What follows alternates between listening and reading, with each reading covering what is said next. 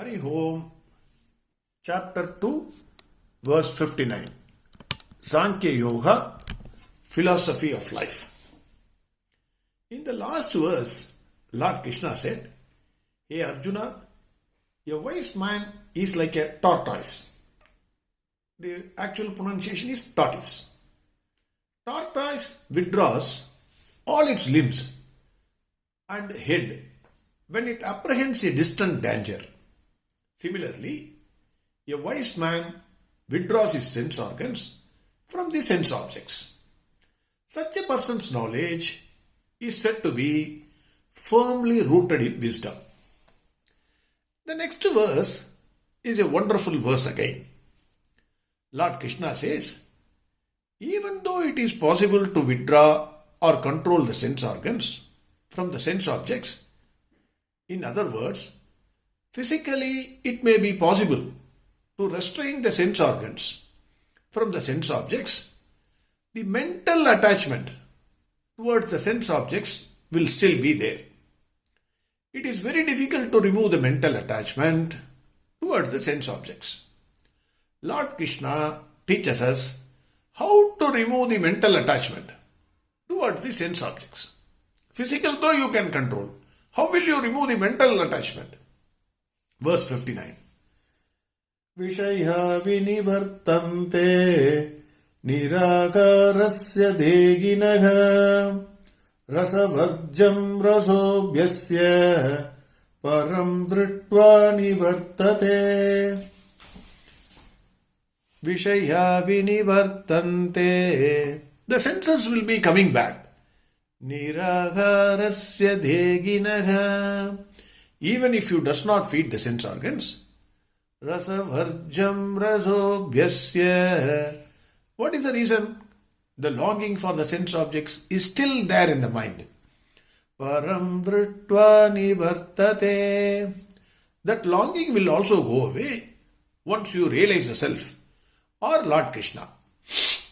In this verse, Lord Krishna says, Hey Arjuna, you may physically control your sense organs from the sense objects, but the longing for the sense objects will still be there in the mind.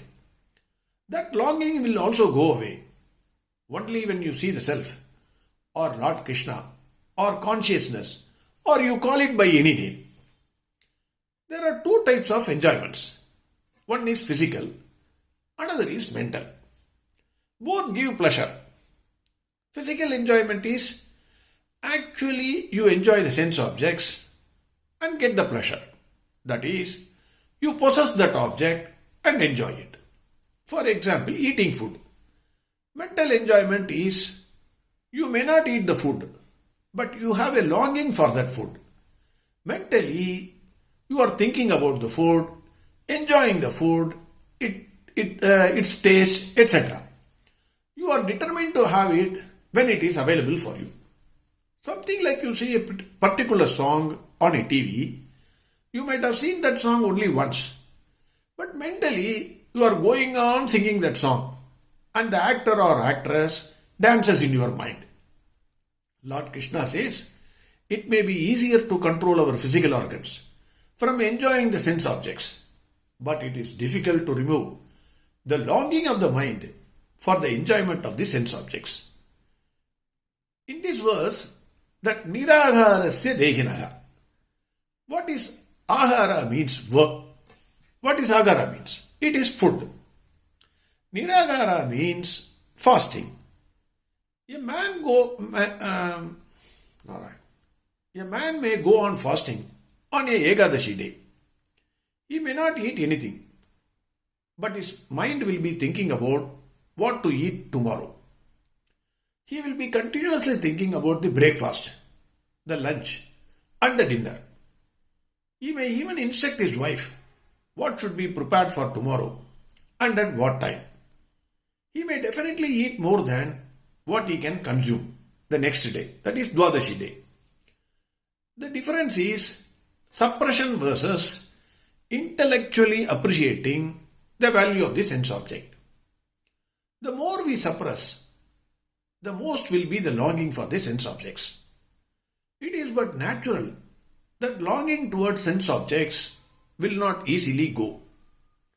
Lord Krishna says, suppression will result in volcanic eruption, and hence he advises that there should not be suppression but intellectual appreciation and then withdrawal of the sense organs. This again is very easy to say but very difficult to practice. Rasavarjam rasobhyasya.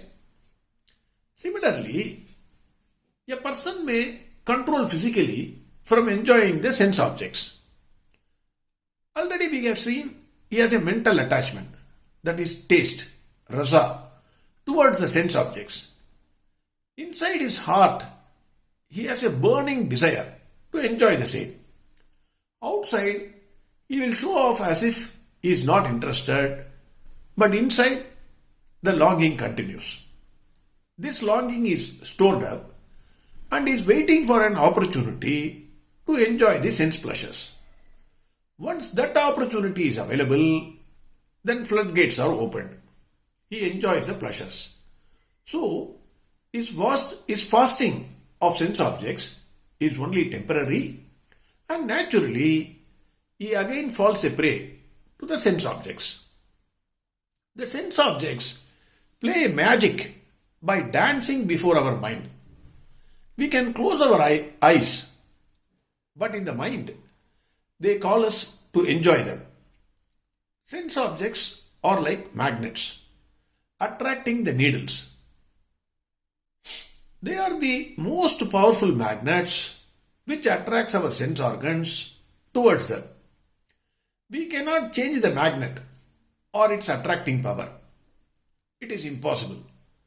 The only way for preventing the steel vessels from getting attracted towards the magnet is to cover it with a coating and make it into a pure stainless steel.